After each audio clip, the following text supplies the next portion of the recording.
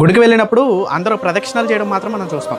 ఆ ప్రదక్షిణాలు ఎన్ని రకాలు ఉంటాయో మీకు తెలుసా? సాధారణ ప్రదక్షిణం, ఆత్మ ప్రదక్షిణం, అంగ ప్రదక్షిణం, అలాగే దండ ప్రదక్షిణం, గిరి ప్రదక్షిణం, క్షేత్ర ప్రదక్షిణం, అలాగే నది ప్రదక్షిణం. దాదాపుగా 7 ప్రదక్షిణాలు ఉంటాయి మొత్తం. సాధారణ ప్రదక్షిణం ఇది మనందరం తరచుగా చేసే ప్రదక్షిణం. మనం గుడి చుట్టూ ప్రదక్షిణాలు చేసేదే సాధారణమైన ప్రదక్షిణం. ఇది ఆత్మ ప్రదక్షిణం.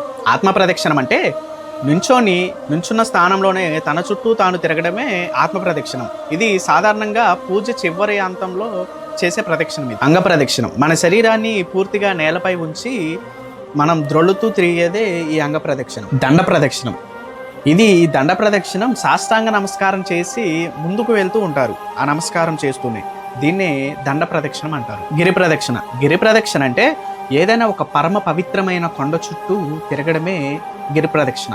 మీకు ఎగ్జాంపుల్గా చెప్పాలంటే అరుణాచలం కొండ. నది ప్రదక్షిణ అంటే ఏదైనా ఒక పుణ్య నది చుట్టూ తిరగడమే నది ప్రదక్షిణ. దీనికి ఎగ్జాంపుల్గా మీకు నర్మదా రివర్ చెప్పుకోవచ్చు. క్షేత్ర ప్రదక్షిణం అంటే ఒక పుణ్య క్షేత్రం చుట్టూ తిరగడమే క్షేత్ర ప్రదక్షిణం. ప్రదక్షిణం చేసేది ఎందుకు అంటే నేను నా జీవితంలో ఉన్న వాటన్నిటిని వదిలేసి నేను కేవలం భగవంతుడికి మాత్రమే కట్టుబడి ఉన్నానని చెప్పి ప్రదక్షిణాలు చేస్తాం. బేసిక్గా మనం ఎన్ని ప్రదక్షిణాలు చేస్తామంటే 1 లేదా 3 లేదా 4 లేదా 108, 21 ఇలా చేస్తూ ఉంటారు. రాబోయే రోజుల్లో ఇలాంటి విషయాలు ఇంకా ఎన్నో తెలుసుకుందాం.